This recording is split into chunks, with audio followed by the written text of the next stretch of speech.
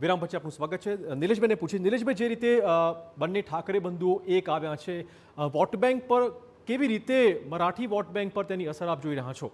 અને સાથે જ આનો જ એક ઇન્ટરકનેક્ટેડ સવાલ છે નિલેશભાઈ, કે એક તો ચિરાગે જે પૂછ્યું એ સિવાય રાજ ઠાકરેનો જે અસર છે અને જે રીતની એમની અગ્રેસિવ રાજનીતિ આપણને જોવા મળી રહી છે, દર વખત જોવાયું છે કે ચૂંટણીમાં ઘણી વખત તેમના કેન્ડિડેટ્સની ડિપોઝિટ પણ જપ્ત થઈ જતી હોય છે. આ વખત તમને શું લાગી રહ્યું છે?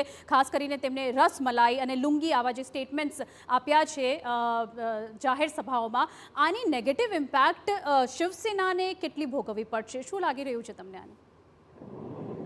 મરાઠી અસ્મિતાના મુદ્દે બંને ભાઈઓ એક થયા છે, કેમ કે બીજું ઓપ્શન રહ્યું નથી. શિવસેના ઉદ્ધવ પાસે તો હજી કંઈક છે, એમએલએ, એમપી, નગરસેવકો. રાજ પાસે ચૂંટાયેલી કોઈ વ્યક્તિ નથી. સૌથી મહત્વનું છે રાજ ઠાકરે પરનો વિશ્વાસ, કેમ કે દરેક ચૂંટણી વખતે એનું મત, રાજનો મત અલગ હોય છે. ક્યારેક ભાજપની તરફેણમાં હોય છે, ક્યારેક ભાજપની વિરુદ્ધ હોય છે, ક્યારેક બીજાની વિરુદ્ધ હોય છે, ક્યારેક ત્રીજાની વિરુદ્ધ હોય છે. એટલે જે એકનિષ્ઠતા જોઈએ ને, કે આજે ભારતીય જનતા પાર્ટી કે બીજો કોઈ પક્ષ છે કે એ એકબીજાનો જે આઈડિયોલોજીકલ વિરોધ કરતો આવ્યો છે એના પર કાયમ હોય છે. રાજ ઠાકરેની માનસિકતા શું છે એ હજી સુધી કોઈની પાસે આપણને ખબર પડી નથી. એ માત્ર બ્લુ પ્રિન્ટ મહારાષ્ટ્રની છે એવી બધી વાતો કરીને અત્યાર સુધી એમને રાજકારણ ચલાવ્યું છે. અને જ્યારે એમનો પક્ષ સાવ પતી જવા આવ્યો એ સમયે આ શિંદે અને નું થયું અને શિવસેના બે ભાગ પડ્યા, બંને ભાઈઓને પરાણે એક થવું પડ્યું. એટલે મને ક્યાંક ને ક્યાંક એવું લાગે છે કે આ મહાનગરપાલિકાના ઇલેક્શનમાં, આ ચૂંટણીમાં જો રાજ ઠાકરેની મનસે 10, 12, 15 સીટ લાવે તો કદાચ મનસેમાં પ્રાણ ફૂંકાય અને ફરી આગળ એ ચાલે એવું વિઝન એને મળી શકે છે. બીજી બાજુ ઉદ્ધવ ઠાકરે મનમાં નક્કી કરી લીધું છે કે મને આ ગુજરાતી વોટ નથી જોતા, ઉત્તર ભારતીય વોટ નથી જોતા.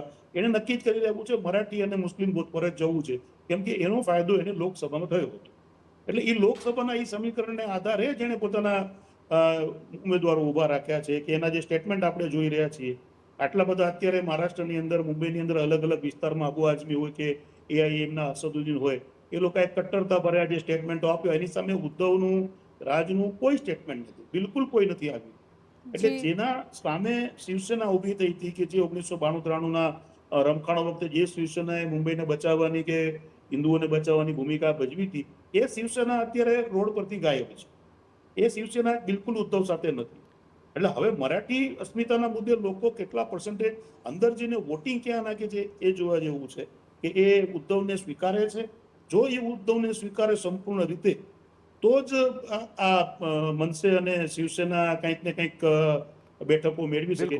અન્યથા અત્યારે તો એવું છે કે મુંબઈની અંદર ભારતીય જનતા પાર્ટી અને શિંદે સેના ઓલમોસ્ટ એમનો મેયર બેસાડે એવી પરિસ્થિતિ ઊભી થઈ જ ગઈ છે.